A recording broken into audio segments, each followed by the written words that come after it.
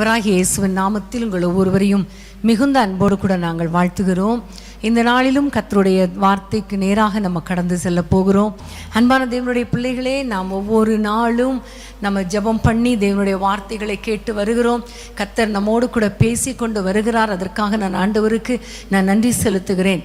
தொடர்ந்து ஒவ்வொரு நாளும் ஒரு வித்தியாசமான விதத்தில் கர்த்தர் நம்மோடு இடைப்படுகிறது. நமக்கு ரொம்ப சந்தோஷம். நிறைய பேர் எங்களுக்கு மெசேஜ் அனுப்பியிருக்கிறீங்க. இன்னும் நிறைய பேர் இந்த லாக்டவுனில் இருந்தாங்க, நீங்கள் அவங்கள விட்டுட்டீங்களேங்கிற என்று நிறைய காரியங்கள் எங்களுக்கு அனுப்பி இருந்தீங்க. ரொம்ப சந்தோஷம். என்ன எனக்கு சந்தோஷம்னா, நீங்கள் இந்த ப்ரோக்ராம்லாம் பார்த்து நிறைய வேதத்திலே தேறினவர்களாய் மாறுகிறீங்களே, அதற்காக ரொம்ப சந்தோஷப்படுகிறேன். உண்மையிலே வேத வசனங்களை நாம் ஆராய்ந்து பார்க்கும் பொழுது உண்மையிலே நமக்கு நித்திய ஜீவன் உண்டு. அது மாத்திரமல்ல, வேத வசனங்களை ஆராய்ந்து பார்க்கும் பொழுது நிச்சயமாகவே நம்முடைய வாழ்க்கையில் கர்த்தர் பெரிய காரியங்களை செய்வார். ஹல்லேலூயா. ராஜாக்கள் 20ஆம் அதிகாரம் முதல் வசனம். 1 ராஜாக்கள் 20:1 நாம் வாசிக்க கேட்போமா?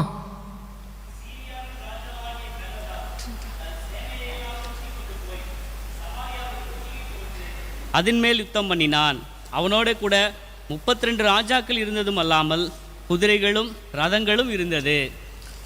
இங்கே நம்ம பார்க்கிற ஒரு வார்த்தை, சீரியா ராஜாவாகிய பெனதாத் தன் சேனையெல்லாம் கூட்டிக் கொண்டு சமாரியாவை முற்றுகை போட்டான். சமாரியா இஸ்ரவேல் ஜனங்கள் இருக்கிற ஒரு பட்டணம், இஸ்ரேல் தேசத்தில் இருக்கிற ஒரு பட்டணம்.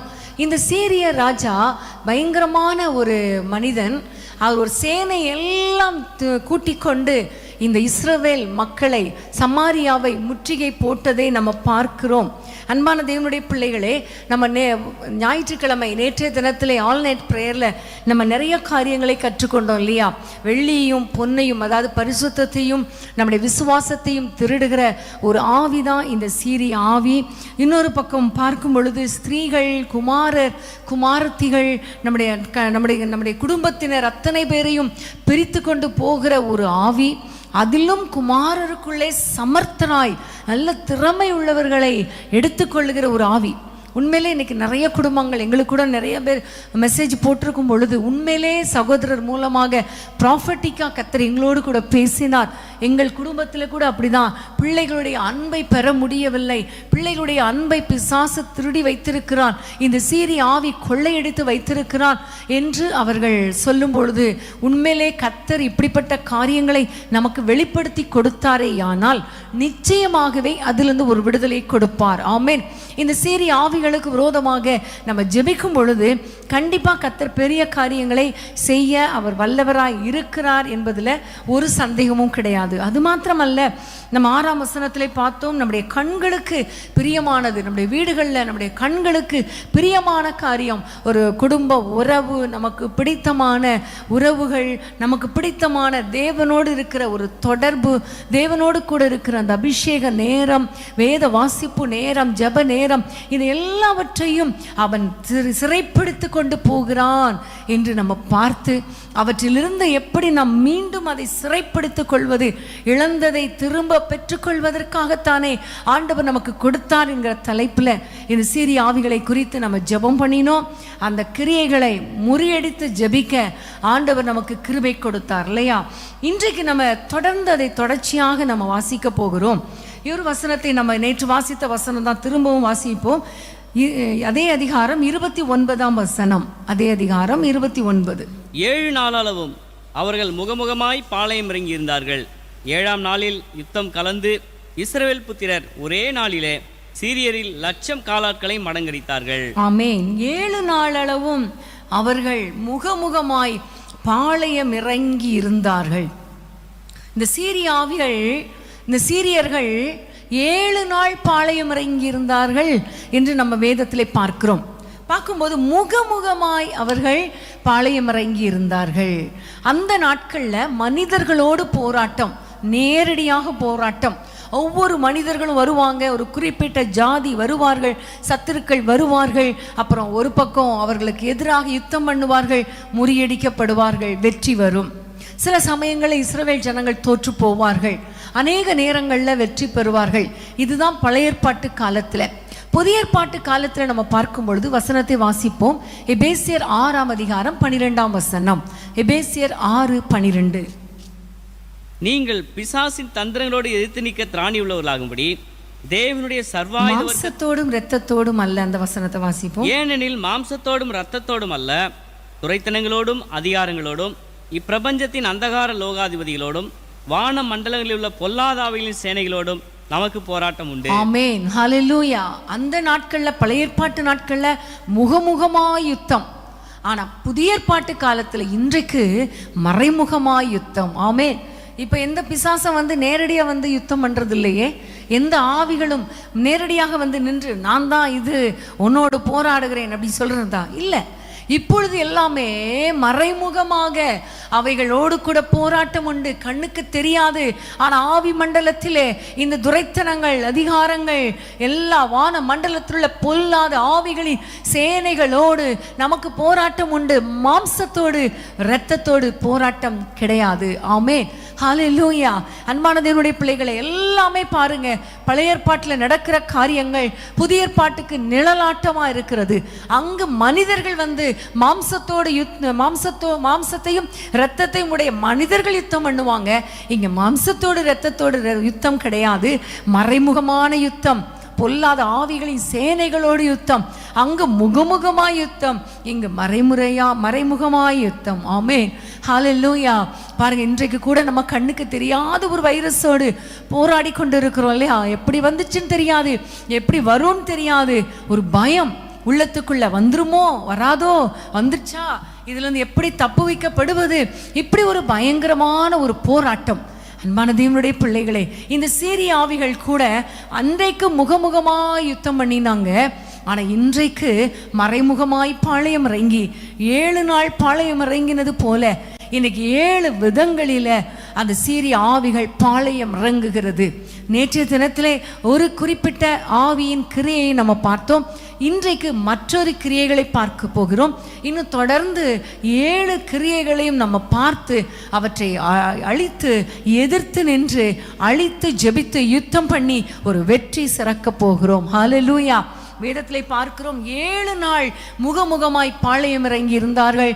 7ஆம் நாளில் யுத்தம் கலந்து ஒரு பெரிய வெற்றியை பெற்று சீரியரை மடங்கடித்தார்கள் என்று வேதத்திலே சொல்லப்பட்டபடி நம்ம இந்த 7 கிரியைகளும் அழிக்கும் பொழுது நம்முடைய வாழ்க்கையில் ஒரு பெரிய வெற்றியை நாம் பார்க்க போகிறோம். ஆமென், ஹல்லேலூயா. ஆகவே இந்த செய்தி மிக மிக முக்கியமான ஒரு செய்தி. நீங்கள் குறித்து கொள்ளுங்கள். இன்றைக்கு குறித்து வைத்துக்கொண்டு இப்போ எங்களோடு ஜெபிக்கிறது மாத்திரமல்ல, நீங்கள் தனிப்பட்ட விதத்தில் இது நம்முடைய குடும்பத்தில் எப்படி எப்படி அப்ளிகபிள் ஆகிறது, எப்படி நம்மோடு கூட அது நமக்கு எதிர்த்து நிற்கிறது, எப்படி மறைமுகமாய் நம்மை தாக்குகிறது என்று நீங்கள் ஜெபிக்கணும். பிள்ளைகள் மூலமாக எப்படி இந்த ஆவிகள் கிரியை செய்கிறது, நம் மூலமாக எப்படி கிரியை செய்கிறது என்பதையெல்லாம் நம்ம அறிந்து புரிந்து ஜெபிக்கும் பொழுது கண்டிப்பா ஆண்டவர் நமக்கு மகிமையான ஒரு வெற்றியை தருவார், ஒரு மகத்தான வெற்றியை தருவார் என்பதில் ஒரு சந்தேகமும் கிடையாது. ஆமென், ஹல்லேலூயா. இன்றைக்கு நம்ம வாசிக்க போகிற முக்கியமான ஒரு காரியம், இந்த பிசாசின் வல்லமையை குறித்து பார்க்கும் பொழுது 1 ராஜாக்கள் 20ஆம் அதிகாரம் 23ஆம் வசனம். 1 ராஜாக்கள் 20:23. சீரியாவின் ராஜாவுடைய ஊழியக்காரர் அவனை பார்த்து, அவர்களுடைய தேவர்கள் மலை தேவர்கள், அதனால் அவர்கள் நம்மை மேற்கொண்டார்கள். நாம் அவர்களோடு சமபூமியில யுத்தம் பண்ணினால் நல்லது, அப்பொழுது அவர்களை மேற்கொள்வது நிச்சயம். இங்கே பார்க்கிறோம், சீரிய இராணுவத்தின் ஊழியக்காரர்கள் அவர்களிடத்துல போய் சொல்றாங்க, இந்த ராஜாக்கள், இவர்களுடைய தேவர்கள், இஸ்ரவேல் புத்திரருடைய தேவர்கள், அவர்கள் மலை தேவர்கள், அந்த மலையில போய் வெற்றி பெற்றாதான், மலையில போய் யுத்தம் பண்ணா கண்டிப்பா நம்ம தோற்று போயிடுவோம். ஏனென்றால் அவர்கள் மலை தேவர்கள். ஆனால் பள்ளத்தாக்கில் யுத்தம் பண்ணினால் அல்லது சமபூமியில் யுத்தம் பண்ணினால் அந்த அவர்களால் ஜெயிக்க முடியாது. ஆகவே தோற்று போவது நிச்சயம் என்று இவர்கள் சொல்லி கொண்டதை நம்ம பார்க்கிறோம். அன்பான தேவனுடைய பிள்ளைகளே, இவங்களுக்கு தெரியாது நம்முடைய ஆண்டவர் மலைகளுக்கும் தேவனாக இருக்கிறார், பள்ளத்தாக்குக்கும் தேவனா இருக்கிறார், சமபூமிக்கும் தேவனா இருக்கிறார். காரணம், அவர்தான் மலைகளை உண்டாக்கினவர், அவர்தான் பள்ளத்தாக்கை உண்டாக்கினவர், அவர்தான் எல்லாவற்றையும் உருவாக்கினவர். இப்ப இதுல இருந்து நம்ம கற்றுக்கொள்கிற காரியம் என்னன்னா, இந்த சீரிய ஆவிகள் கர்த்தருடைய வல்லமையை மட்டுப்படுத்துகிற காரியங்கள், மட்டுப்படுத்துகிற ஆவிகள். ஆமென், ஹல்லேலூயா. இவங்க ஒரு ஸ்ட்ராட்டஜி வைக்கிறாங்க, மலைகள்ல போய் யுத்தம் பண்ணினா கண்டிப்பா ஜெயிக்க முடியாது. ஏனென்றால் இந்த ராஜா, இந்த தேவர்கள், அவர்கள் வணங்குகிற தெய்வம் மலைகளின் ராஜா. பள்ளத்தாக்கில் போனால் அவருக்கு பலனே கிடையாது, அவருக்கு வல்லமையே கிடையாது, நம்ம ஜெயித்து கொள்ளலாம் என்கிற ஒரு எண்ணத்தை கொண்டு வருகிறார்கள். இதுதான் சீரிய ஆவியின் கிரியை, கர்த்தருடைய வல்லமையை மட்டுப்படுத்துகிற கிரியை. அன்பான தேவனுடைய பிள்ளைகளே, இந்த ஆவி இன்றைக்கும் நமக்குள்ளே கிரியை செய்ய அது வந்து கொண்டு இருக்கிறது. எப்படி தெரியுமா? ஆண்டவர் அவங்களுக்கெல்லாம் அற்புதம் செய்வார், எனக்கு அற்புதம் செய்வாரா? அந்த பிரச்சனையில் அற்புதம் செய்தார், உண்மைதான். ஆனால் இன்னைக்கு இருக்கிற பிரச்சனையிலே அவர் எப்படி அற்புதம் செய்வார்? அந்த சாதாரண வியாதி அவரால் சுகமாக்க முடியும், ஆனால் கொரோனாவில் சுகமாக்க முடியுமா? தலைவலியை ஆண்டவரால் சுகமாக்க முடியும், ஆனால் ஹார்ட் ப்ராப்ளத்தை எப்படி சுகமாக்க முடியும்? இப்படி கர்த்தருடைய வல்லமையை மட்டுப்படுத்துகிறதா இந்த சீரிய ஆவி. அன்பான தேவனுடைய பிள்ளைகளே, உங்கள் வாழ்க்கையில் இந்த ஆவிகள் கிரியை செய்யுமானால் இன்றைக்கு நீங்கள் அந்த சத்ருவின் கிரியைகளை அழித்து போடணும்.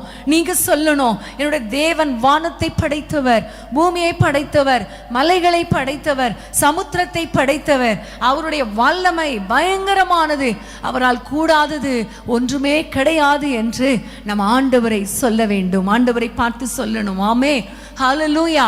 அவருடைய பார்வையில் சின்ன பிரச்சனையும் ஒண்ணுதான், பெரிய பிரச்சனையும் ஒண்ணுதான், சின்ன வியாதியும் ஒண்ணுதான், பெரிய வியாதியும் ஒண்ணுதான். அவரால் முடியாதது எதுவுமே கிடையாது. ஹல்லேலூயா. ஆண்டவரால் எல்லாமே ஆகும். வனாந்திரத்தை அவர் வயல்வெளியாய் மாற்ற வல்லவர், வறண்ட நிலத்தை நீர்ப்பாய்ச்சலாய் மாற்ற வல்லவர், அந்த பாலை வனத்தில் ஒரு வழியை திறக்கிறவரும் அவர்தானே. ஹல்லேலூயா. அப்போ சின்ன தேவைகளையும் சந்திக்க முடியும், அவரால் பெரிய தேவைகளையும் சந்திக்க முடியும். 1 லட்சம் கடனையும் அடைக்க முடியும், 1 கோடி கடனையும் அவரால் அடைக்க முடியும். ஆமென். இந்த சீரிய ஆவிகளின் எண்ணங்களுக்கு நீங்க ஒப்பு கொடுக்க கூடாது, விட்டு கொடுக்க கூடாது. எந்த விதத்திலும் ஆண்டவருடைய வல்லமைக்கு விரோதமாக இந்த எண்ணங்களை கொண்டு வருகிற சாத்தானின் தந்திரங்கள் உங்களுக்குள்ள வரக்கூடாது. இந்த எண்ணம் வந்துட்டாலே உங்களுக்குள்ளே ஒரு விசுவாசம் கடந்து போய்விடும், விசுவாசம் அழிந்து போய்விடும், அற்புதங்கள் செய்ய முடியாது, அற்புதங்களை பெற்றுக்கொள்ள முடியாது.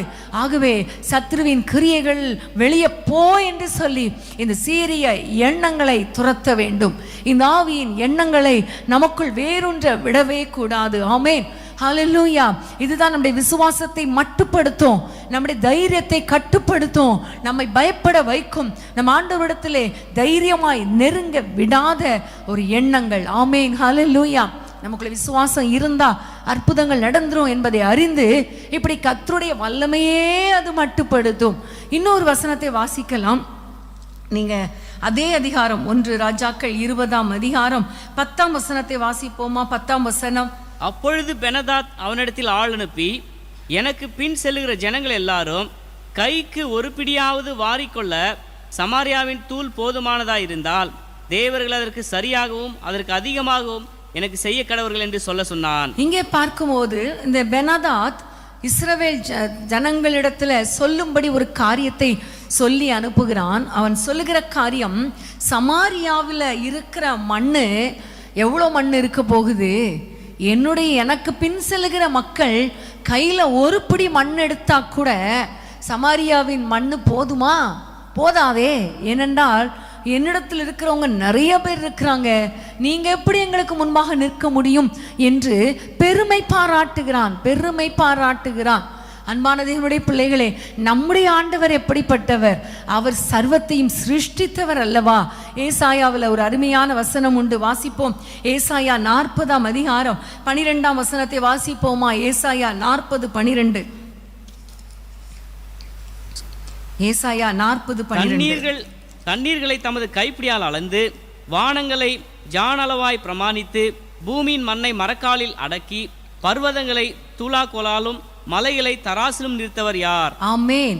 நம்முடைய ஆண்டவர் எப்படிப்பட்டவர் என்று நம்ம பார்க்கும் பொழுது, அவர் தண்ணீர்களை கைப்பிடியால் அளந்தவர், வானங்களை உருவாக்கினவர்.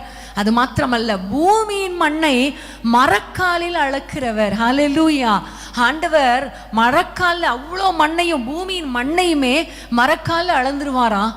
இவரை பார்த்து இந்த சீரியர்கள் சொல்றாங்க, ஐயோ, சமாரியாவில் இருக்கிற மண் எவ்வளோ இருக்க போகுது, எனக்கு பின் வருகிறவங்க அவ்வளோ பேர் இருக்காங்களே, ஒரு பிடி எடுத்தா கூட அது போதாது என்று பேசுறாங்க. இது ஒரு பெருமையின் ஆவி. கர்த்தருடைய வல்லமையை மட்டுப்படுத்தி தங்களை பெருமையாய் காட்டுகிற ஒரு ஆவிதான் இந்த சீரிய ஆவி. இன்னைக்கு எத்தனை பேரிடத்துல இந்த சீரிய ஆவி கிரியை செய்யறது தெரியுமா? எனக்கு எவ்வளோ திறமை இருக்கு, எனக்கு எவ்வளோ காரியம் இருக்கு, நான் இதெல்லாம் நடத்திடுவேன், அதெல்லாம் ஆண்டவரிடத்துல போக வேண்டிய அவசியம் கிடையாது, அவரை நோக்கி பார்க்க வேண்டிய அவசியம் கிடையாது, எனக்கு முடியும், என்னிடத்துல இருக்கிற பணத்தை வச்சு எதையும் சாதிச்சிடலாம். நிறைய பேர் சொல்லுவாங்க, எங்கள் அம்மா வீட்டிலேருந்து நான் எவ்வளோ பணம் எடுத்துட்டு வந்தேன், அது போதும் எனக்கு, உங்ககிட்ட என்ன இருக்கு? இப்படி மட்டுப்படுத்துகிற ஆவி, பெருமையாய் பேசுகிற ஒரு ஆவிதான் இந்த சீரிய ஆவி. ஆமேன். ஹல்லேலூயா. இன்றைக்கு பாருங்க, எவ்வளோ பணம் கை நிறைய இருந்தாலும் ஹாஸ்பிட்டலில் இடம் இல்லை, எவ்வளோ பணம் கொடுத்து ஹாஸ்பிட்டலில் இடம் பிடிச்சாலும் ஆக்சிஜன் இல்லை. எவ்வளோ போராட்டம், எவ்வளோ கஷ்டம். அன்பான தேவனுடைய பிள்ளைகளே, இந்த சீரிய ஆவிகள் கர்த்தருடைய வல்லமையை கட்டுப்படுத்துகிற ஆவி, கர்த்தருடைய வல்லமையை அவைகள் மட்டுப்படுத்துகிற ஆவி, கர்த்தருடைய கிரியைகளை அவைகளை எல்லாம் ஒன்றுமில்லை, நாங்கள் தான் பெரியவங்க, எங்களுக்கு தான் நிறைய பேர் இருக்கிறாங்க என்று சொல்லுகிற ஆவிதான் இந்த சீரிய ஆவி. ஆனால் நம்முடைய ஆண்டவர் வானங்களை படைத்தவர், அவர் சமுத்திரத்தை உருவாக்கினவர். யோபுல பார்க்கிறோமே, சமுத்திரத்தை உருவாக்கி அவற்றிற்கு ஒரு எல்லையை குறித்தவர் நம்முடைய ஆண்டவர் அல்லவா? மண்ணை கையில தராசுல நிறுத்தவர், மரக்கால்ல நிறுத்தினவர். ஆமேன். ஹல்லேலூயா. மலைகளை தம்முடைய கைப்பிடியில அளந்தவர். ஒரு அருமையான ஒரு பாடல் உண்டல்லவா, அந்த பாடலை நம்ம இப்ப பாட போகிறோம். உண்மையிலே நம்ம ஆண்டவரை பார்த்து சொல்ல போறோம், அப்பா நீர் எவ்வளவு பெரியவர், நீர் வானங்களை படைத்தவர், ஆண்டவரே பூமியின் மண்ணை மரக்கால்ல அளந்தவர், அப்பா நீ தராசுல ஆண்டவரை மலைகளை நிறுத்தவர் அல்லவா? உம்முடைய வல்லமை எவ்வளவு பெரியது. ஆனா அந்த வல்லமை நான் அறிந்து கொள்ளாமல் இந்த சீரிய ஆவிகளுக்கு நான் ஒப்பு கொடுத்து மட்டுப்படுத்தி உம்முடைய வல்லமையை, உம்முடைய கிரியைகளை நான் கட்டுப்படுத்துகிறேனே, என்னை மன்னியும் ஆண்டவரே. இந்த சீரிய ஆவி எங்களுடைய குடும்பத்துக்குள்ள நுழைய நாங்கள் விட மாட்டோம். காரணம், நீர் ஒருவரே கர்த்தர், நீர் ஒருவரே பெரியவர் அப்பா, நீர் மகிமையானவர் அப்பா என்று சொல்லி ஜெபத்தோடு கூட ஆண்டவரை நோக்கி இந்த பாடலை எங்களோடு இணைந்து பாடுவீர்களா? வானங்களையும் அதில் சீனைகளையும் உண்டாக்கிய நீர் ஒருவரே கர்த்தர். வானங்களையும் அதில் சீனைகளையும் உண்டாக்கிய நீர் ஒருவரே கர்த்தர். பூமியையும் அதில் உள்ளவைகளும் உண்டாக்கிய நீர் ஒருவரே கர்த்தர். சமுத்திரமும் அப்பாவை பார்த்து கைகளை உயர்த்தி சொல்லுங்க, அப்பா நீர் எவ்வளவு வல்லமை உடையவர் அப்பா. நீர் ஒருவரே கர்த்தர், நீர் ஒருவரே கர்த்தர், நீர் ஒருவரே கர்த்தர், நீர் ஒருவரே கர்த்தர் அப்பா, நீர் வல்லமை உடையவர் அப்பா. எஸ், நீர் ஒருவரே கர்த்தர், நீர் ஒருவரே கர்த்தர், நீர் ஒருவரே. தண்ணீர்களையும் கையால் அளந்து பூமியின் மண்ணை மரக்காலால் அடக்கி. எஸ், ஆமென். ஹல்லேலூயா. இதான் அந்த ஏசாயா 40ஆம் அதிகாரத்துல சொல்லப்பட்ட அந்த வசனம். மண்ணை மரக்காலால் அடக்கி. எஸ், மலைகளை பிடித்து தம் கையில் எடுத்து பர்வதங்களை தராசு நிறுத்தும். மலைகளை பிடித்து தம் கையில் பர்வதங்களை தராசு நிறுத்தும். நீர் ஒருவரே கர்த்தர். சொல்லுங்க, நீர் ஒருவரே கர்த்தர்.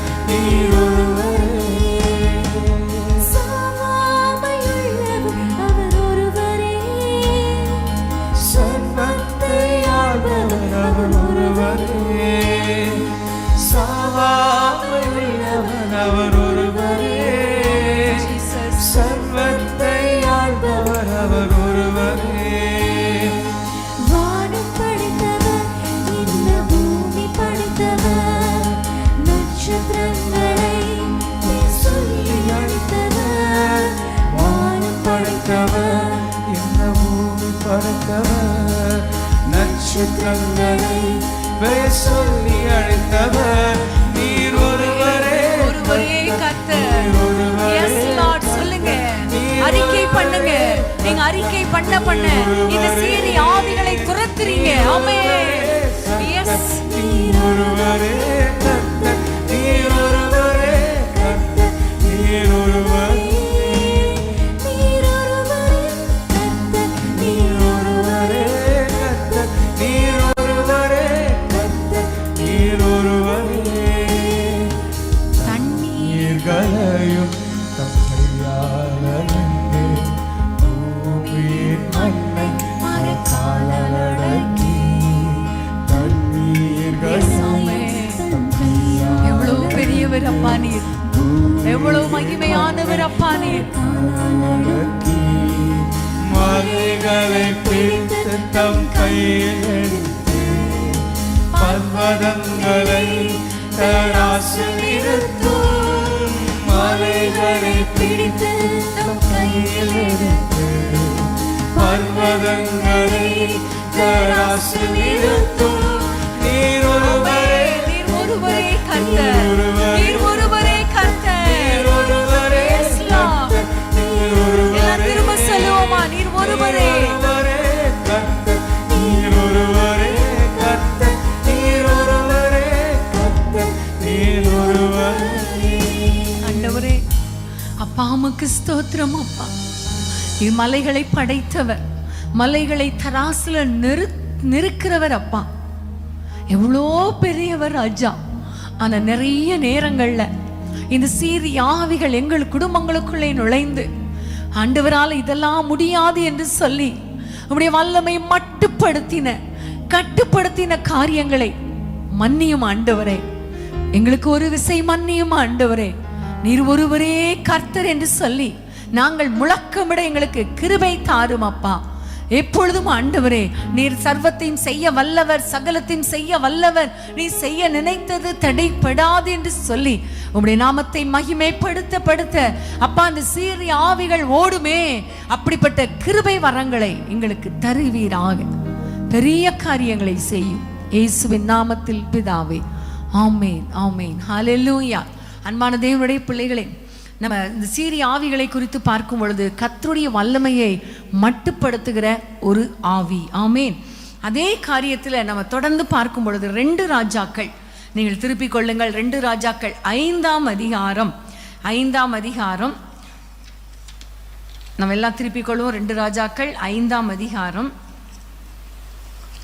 10ஆம் வசனம்.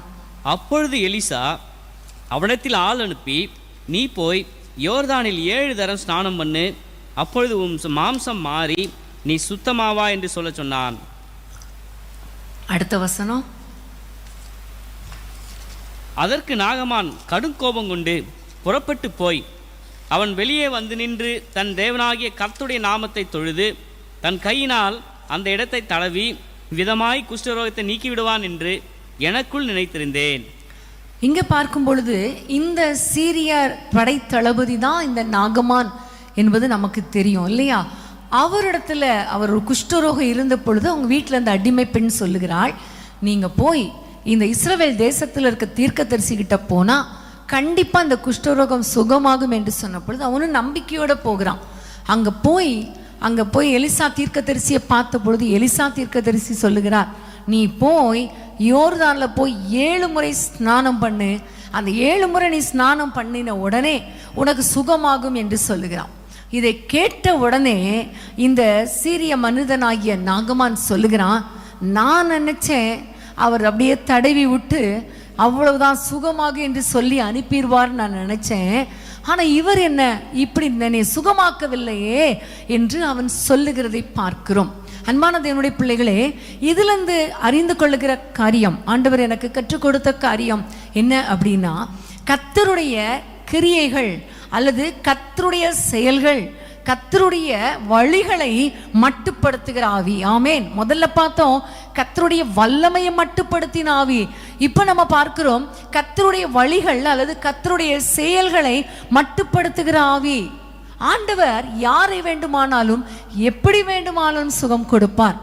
யாருக்கு வேண்டுமானாலும் எப்படி வேணாலும் அவர் அற்புதங்களை செய்ய அவரால் முடியும். ஆனா இந்த நாகமான், இந்த சீரிய ஆவி என்ன செய்கிறது தெரியுமா? இப்படி செய்யணும், இப்படி செஞ்சாதான் சுகம் கிடைக்கும், தடவி விடணும், அப்புறம் சுகமாகுன்னு சொல்லணும், அப்போது சுகம் கிடைக்கும் என்று இந்த கர்த்தருடைய செயல்களை, கர்த்தருடைய கிரியைகளை, கர்த்தருடைய கைகளின் கிரியைகளை இது மட்டுப்படுத்துகிறது. உதாரணமா பாருங்களேன், பழைய ஏற்பாட்டில் நிறைய குஷ்டரோகிகள் நிறைய குருடர்கள் இருந்தாங்க.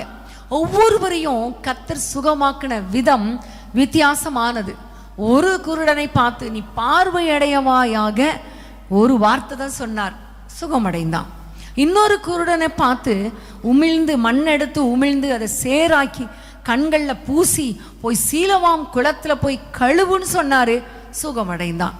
இன்னொரு குருடனை பார்த்து ஆண்டவர் சொன்னார், கையை பிடிச்சாரு, தொட்டாலே சுகம் கிடைக்கும், ஆனா கையை பிடிச்சாரு. கையை பிடித்தது மாத்திரமல்ல, ஊருக்கு வெளியே கொண்டு வந்தாரு. கடந்த நாட்கள்ல இந்த பெத்சாயிதா குருடனை பத்தி தியானித்தோம்.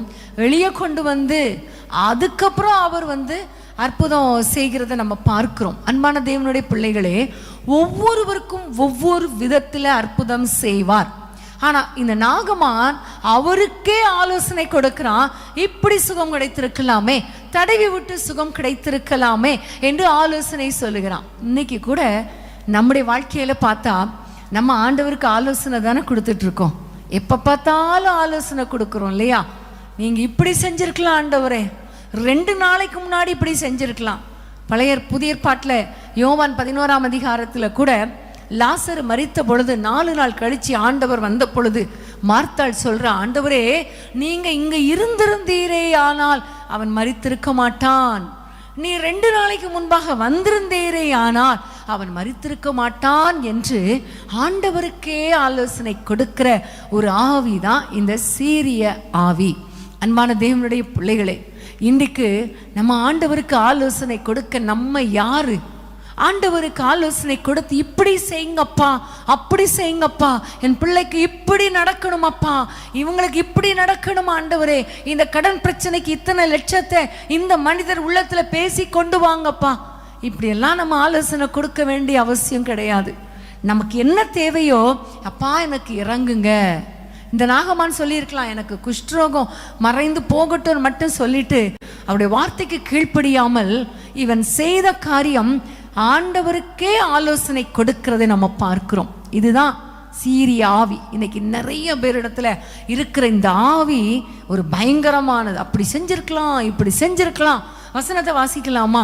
இது ஆண்டவருக்கு கொஞ்சம் கூட பிடிக்காது. வேதத்திலே ஏசாயா 40ஆம் அதிகாரம் 13ஆம் வசனம் 12ஆம் வசனத்தை நம்ம வாசித்தோம். அவர் எப்படிப்பட்டவர் என்று 13ஆம் வசனத்தை வாசிப்போமா? கர்த்தருடைய ஆவியை அளவிட்டு அவருக்கு ஆலோசனைக்காரனாய் இருந்து அவருக்கு போதித்தவன் யார்?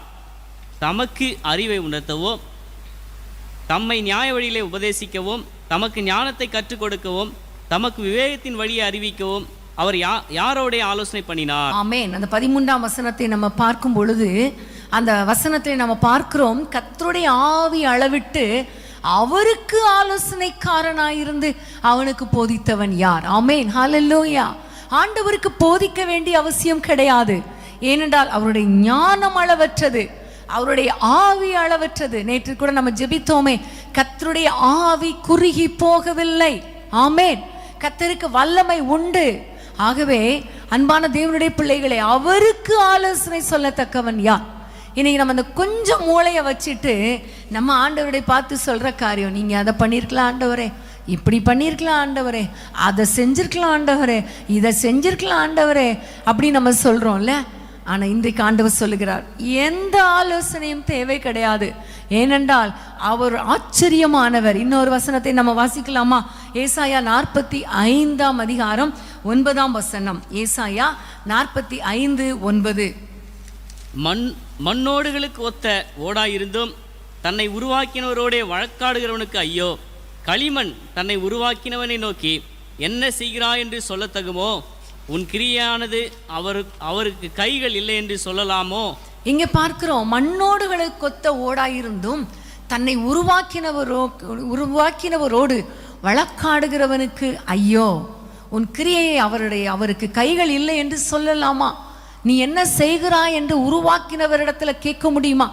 குயவன் தன் கைகளினால ஒரு களிமண்ணை உருவாக்கி வனைந்து ஒரு பாத்திரமாக உருவாக்கும் பொழுது அந்த மண் பாத்திரம் குயவனை பார்த்து, நீ ஏன் இப்படி உருவாக்குறாய், நீ இப்படி உருவாக்கு அப்படி உருவாக்குன்னு சொல்ல முடியுமா?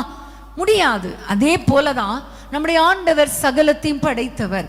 அவர் நமக்கு ஒரு அற்புதத்தை செய்ய வேண்டுமானால் அவர் எந்த வழியிலையும் செய்வார்.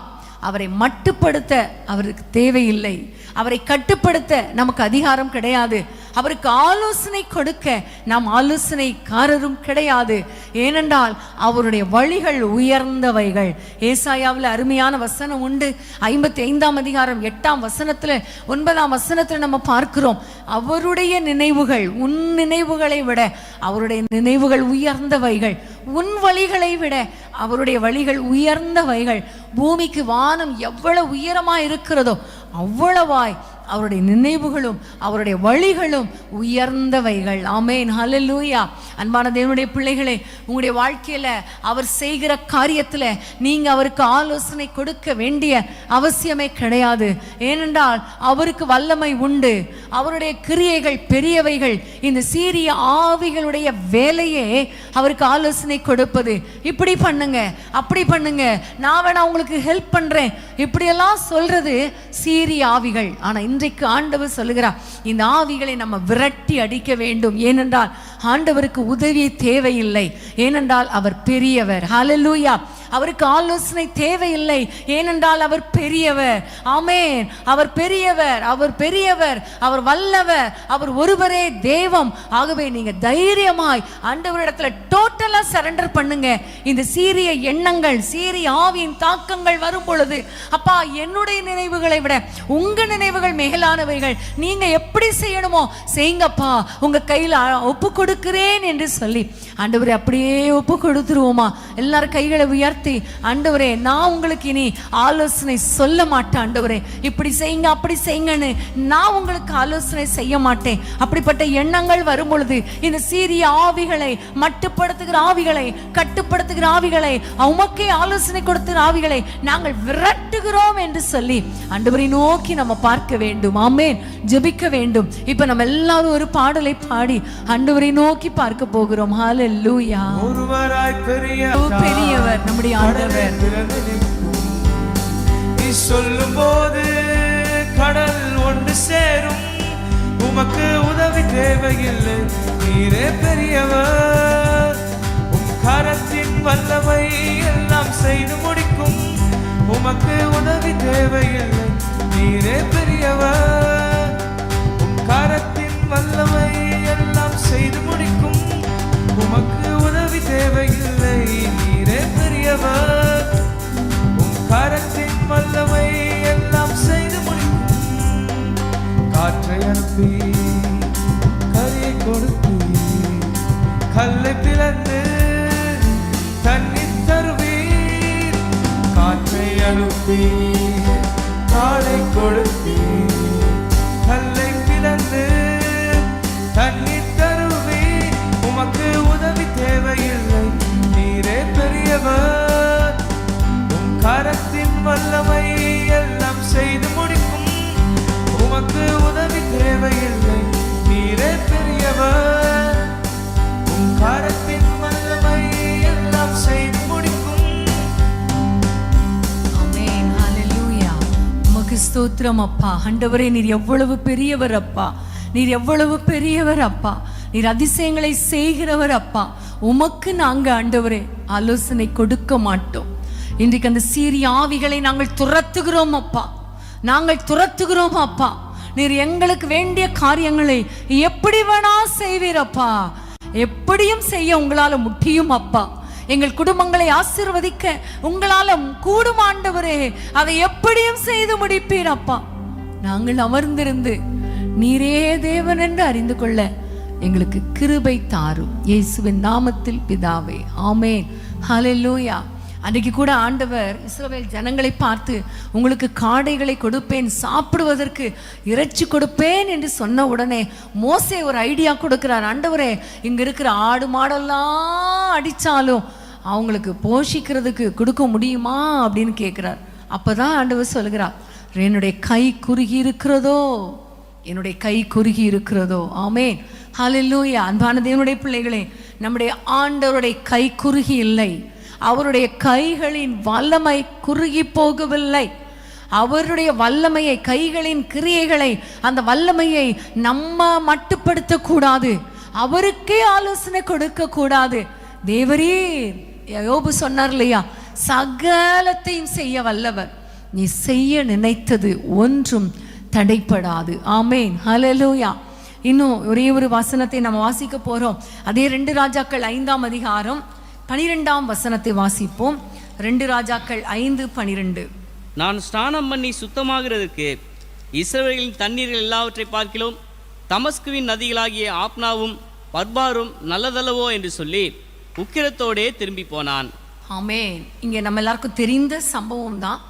இந்த நாகமான் அவன் சொல்லுகிறான், யோர்தான் நதியில போய் ஸ்நானம் பண்ணு என்று சொல்லுகிறாரே, அந்த யோர்தான் நதியை விட என்னுடைய தமஸ்குவில் இருக்கிற இந்த நதிகள் ஆப்னாவும் பார்பராவும் எவ்வளோ முக்கியமானது, எவ்வளோ சுத்தமான தண்ணி, எவ்வளோ நல்ல தண்ணி, எவ்வளோ பெரியது என்று அவர் சொல்லுகிறதை நம்ம பார்க்கிறோம். அன்பான தேவனுடைய பிள்ளைகளே, நதி என்று சொல்லும் பொழுது, தண்ணீர் என்று சொல்லும் பொழுது, அது பரிசுத்த ஆவியானவருக்கு அடையாளமாக இருக்கிறது. ஆமே.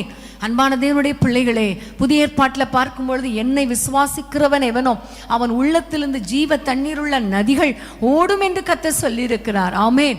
அப்போ நதிகளுக்கு அடையாளமா, நதிகள் பரிசுத்த ஆவியானவருக்கு அடையாளமா இருக்கிறது. இங்க இந்த நாகமான் அந்த நதிகளை, இஸ்ரவேலின் தண்ணீரை, நதிகளை மட்டுப்படுத்துகிறதை பார்க்கிறோம். அப்போ இது எதற்கு அடையாளம்? பரிசுத்த ஆவியானவரின் கிரியைகளை மட்டுப்படுத்துவதற்கு அடையாளம். ஆமென். அன்பான தேவனுடைய பிள்ளைகளே, இந்த சீரிய ஆவிகளுடைய கிரியைகளை, நம்ம இந்த மட்டுப்படுத்துகிற ஆவிகளை நம்ம பார்த்து கொண்டே வருகிறோம். முதல்ல நம்ம பார்க்கும் பொழுது, இந்த சீரிய ஆவிகள் கர்த்தருடைய வல்லமையை மட்டுப்படுத்தியது. அது மலைகளுக்கு தான் தேவன், பள்ளத்தாக்குக்கு தேவன் அல்ல என்று சொன்னது. அதுங்களுக்கு தெரியல, மலைகளை படைத்தவர் அவர், காற்றை படைத்தவர், சமுத்திரத்தை படைத்தவர், வானங்களை படைத்தவர் என்று அதுக்கு தெரியல. அதுக்கப்புறம் நம்ம பார்க்கும் பொழுது, இந்த சமாரியாவின் தூள் என்னுடைய வீரர்கள் கையில எடுத்து அவ்வளவுதான், முடிஞ்சு போயிடும் அப்படின்னு சொல்றான்.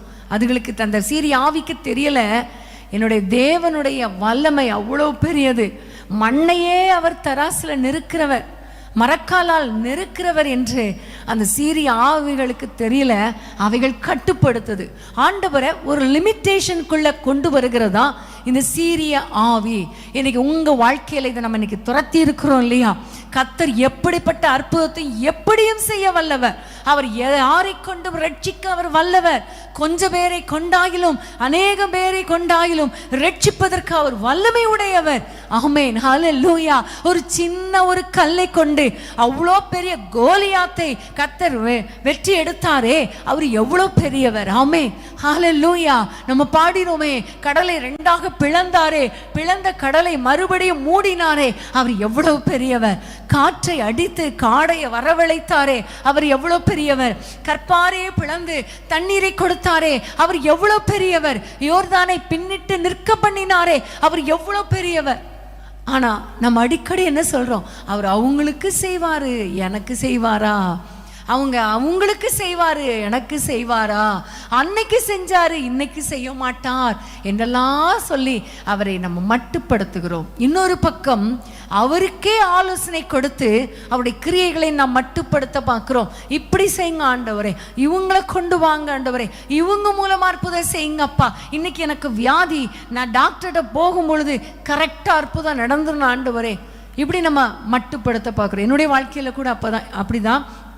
இப்போ ஞாபகம் வர்றதுனால சொல்கிறேன். எனக்கு ஹார்ட்டு பிரச்சனையான பொழுது, என்னுடைய நாடி துடிப்பு குறைந்த பொழுது, அது 25ஆக குறைந்து விட்டது. அப்போது பேஸ்மேக்கர்னால் என்னன்னே எனக்கு தெரியாது. ஆனால் டாக்டர்ஸ் சொன்னாங்க, பேஸ்மேக்கர் என்ற கருவியை பொருத்தணும்னு சொல்லி. அப்போ நான் ஆண்டவர் இடத்துல என்ன சொன்னேன் தெரியுமா? ஆண்டவருக்கு என்ன ஆலோசனை கொடுத்தேன் தெரியுமா?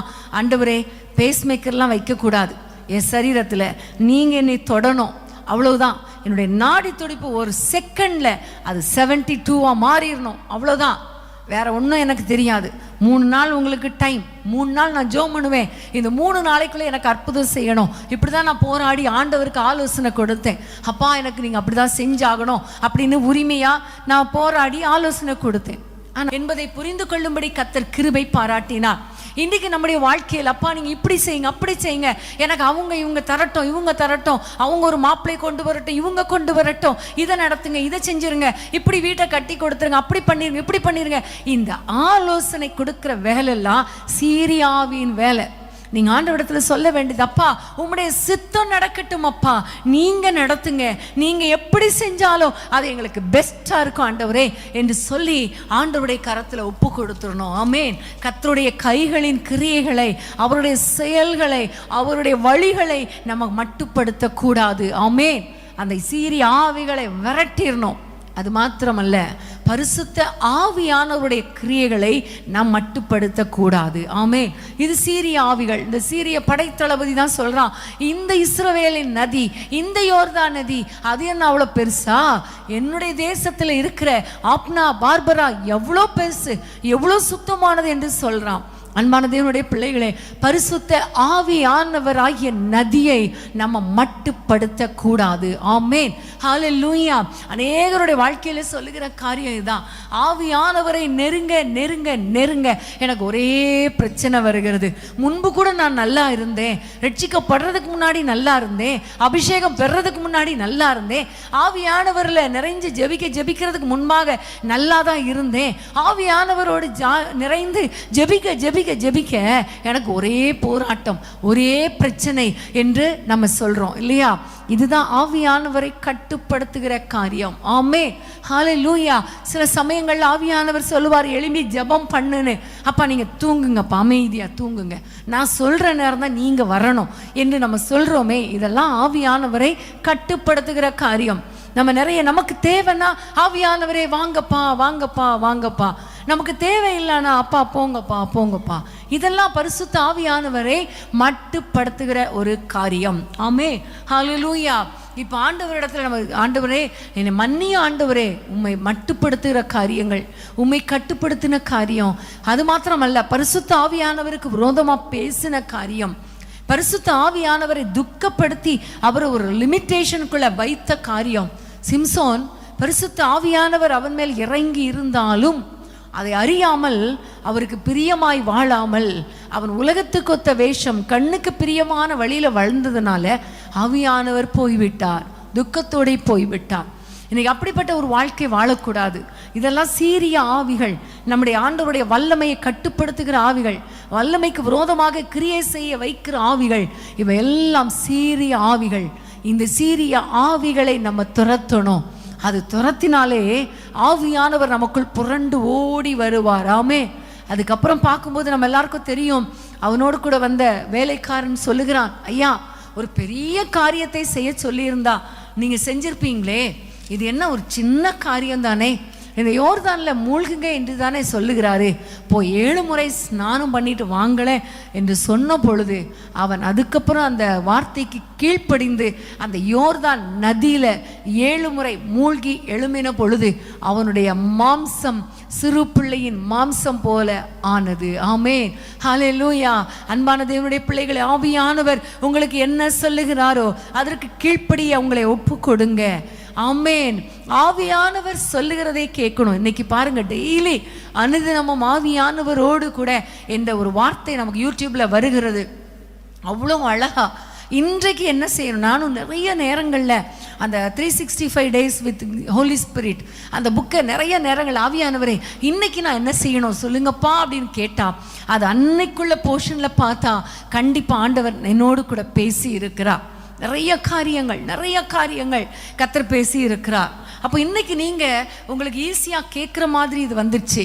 அப்போது நீங்கள் இதை கேட்கும் பொழுது ஆவியானவர் உங்களுக்கு உணர்த்துகிற காரியத்தை நீங்கள் செய்ய உங்களை அர்ப்பணிக்கணும். ஆனால் இந்த சீரிய ஆவி என்ன செய்யும் தெரியுமா, இதெல்லாம் செய்யாத, இதெல்லாம் வேண்டாம், இந்த ஆவியானவர்லாம் வேணாம், அவரை ஒரு பக்கமாக வச்சிரு, நம்ம பழைய காரியத்துக்கு போகலாம், நம்ம முன்ன இருந்தது படி செய்யலாம் என்று நம்மளை கட்டுப்படுத்தும். பரிசுத்த ஆவியானவரை கட்டுப்படுத்த வைக்கும் அப்போ அந்த நேரத்தில் ஆண்டவருடைய கரத்தில் ஒப்பு கொடுத்து, என்னை மன்னியும் ஆண்டவரே, உங்களுடைய வார்த்தைக்கு கீழ்ப்படுகிறேன், நீங்கள் என்ன சொல்கிறீங்களோ கம்ப்ளீட்டாக சரண்டர் ஆகிறேன் என்று சொல்லி ஆண்டவருடைய கரத்தில் ஒப்பு கொடுக்கும் பொழுது இந்த ஆவியானவர் உங்களுக்குள்ளே வந்தால் உங்களுடைய வாழ்க்கையில் ஒரு பெரிய மாற்றம் உண்டாகும். ஆமென். ஆவியானவரால் நிரப்பப்படும் பொழுது உங்களுடைய வாழ்க்கையில் ஒரு பெரிய மாற்றம் உண்டாகும். இந்த சீரிய ஆவிகளை நீங்கள் முறியடிக்க முடியும். ஆமென். முகமுகமாய் எதிர்த்த சீரிய மனிதர்கள் அன்றைய தினம் இன்றைக்கு மறைமுகமாய் எதிர்த்து கொண்டிருக்கிற வான மண்டலத்தில் உள்ள பொல்லாத சீரிய ஆவிகளின் சேனைகளை நம்ம அழிக்க போகிறோம். ஹல்லேலூயா. பரிசுத்த ஆவியானவருக்கு விரோதமாய் நம்மை கிரியை செய்ய வைக்கிற அப்படிப்பட்ட கிரியைகளை, நம் மட்டுப்படுத்துகிற கிரியைகளை நம்ம அழிக்க போகிறோம். ஆமென். ஹல்லேலூயா. எல்லாரும் என்னோடு கூட இணைந்து ஆண்டவரை நோக்கி பார்ப்போமா? ஹல்லேலூயா. உமக்கு ஸ்தோத்திரம் ஆண்டவரே. எல்லாரும் ஆண்டவரை நோக்கி, அப்பா, இந்த நாளிலே எங்களுக்கு விரோதமாய் கிரியை செய்கிற எல்லா சத்ருவின் கிரியைகள், இந்த சீரிய ஆவிகளின் கிரியைகளை நாங்கள் அழிக்கிறோம் ஆண்டவரே. அன்றைக்கு இஸ்ரவேலருக்கு வனாந்திரத்தில் மன்னாவை கொடுத்தார் ஆண்டவர், காடைகளை கொடுத்தார், கற்பாறையில தண்ணியை கொடுத்தார். இன்னும் கொஞ்ச நாள் தான் பாலும் தேனும் ஓடுகிற தேசத்துக்கு கொண்டு போய் அங்க பால் இருக்கு, தேன் இருக்கு, நல்ல பழ வகைகள் இருக்கிறது, சுட்ட கதிர்கள் இருக்கிறது, ரொம்ப பெஸ்ட் குவாலிட்டியான வீட் இருக்கிறது, வார்கோதுமை இருக்கிறது என்றெல்லாம் கர்த்தர் வாக்குத்தத்தம் கொடுத்தார். ஆனா அவங்க என்ன செஞ்சாங்க?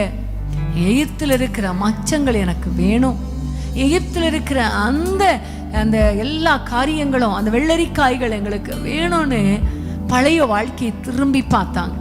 எப்படி இந்த நாகமான் சொன்னானோ, தமஸ்குவில் உள்ள அந்த நதிகள் எவ்வளோ பெஸ்ட்ன்னு சொன்னானோ, அதே போல இஸ்ரவேல் ஜனங்களை பின்பக்கம் திருப்பி பார்க்க வைத்தான்.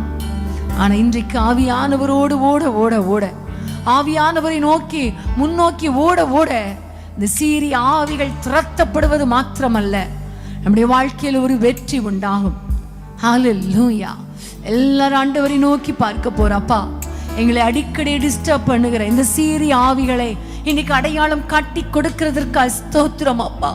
எல்லாரும் சொல்லுங்க, ஏதோ ஒரு காரியத்துல கர்த்தர் உங்களோடு கூட பேசி இருக்கிறார் அல்லவா?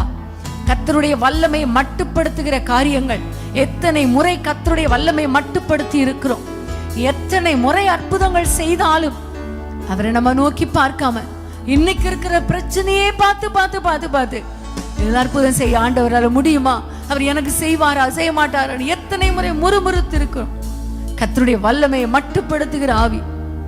அது மாத்திரமல்ல, கர்த்தருக்கு விரோதமாக பெருமையாய் பேச வைக்கிற ஆவி. எங்களுடைய போர் வீரர்கள் எவ்வளவு பேர் இருக்கிறாங்க, சமாரியாவுல தூளு போதுமா அப்படின்னு சொல்லி பெருமையாய் பேச வைக்கிற ஆவி.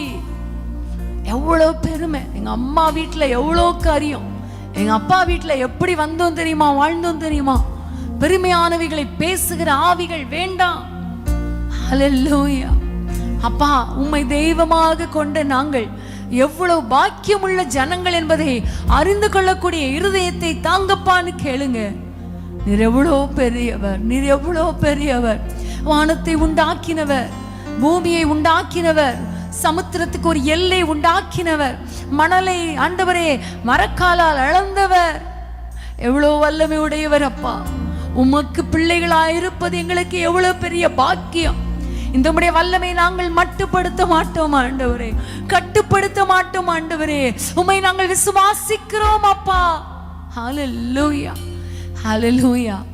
உமக்கு ஆலோசனை சொல்லி உம்முடைய கைகளின் கிரியைகளை மட்டுப்படுத்துகிற ஆண்டவர், அந்த சீரிய ஆவிகள் எங்களுக்குள்ளே வராதபடிக்கு வேலி அடைங்கப்பா. எத்தனை முறை உங்களுக்கு ஆலோசனை கொடுத்திருக்கிறோம், எத்தனை முறை உங்களோடு கூட நாங்க வாக்குவாதம் பண்ணி இருக்கோம். ஏன் இப்படி செய்யல, இப்படி செஞ்சிருக்கலாமே, இப்படி நடத்தி இருக்கலாமே, 2 வருஷத்துக்கு முன்னாடி திருமணம் நடந்திருக்கலாமே, 2 வருஷத்துக்கு முன்னாடி இப்படி நடந்திருக்கலாமே.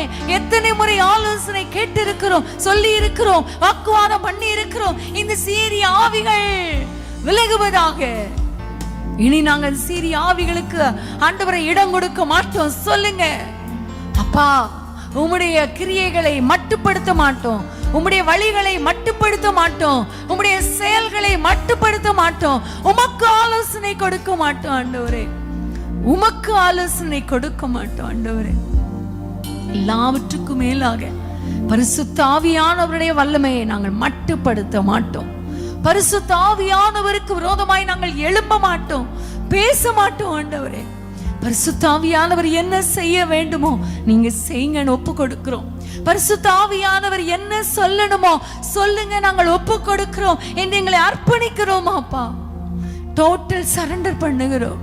சீரிய ஆவிகள் தலை தூக்காதபடிக்கு ஆண்டவரே, மாம்சத்தின் கிரியைகள் தலை தூக்காதபடிக்கு ஆவியானவரை உமக்கு அர்ப்பணிக்கிறோம்.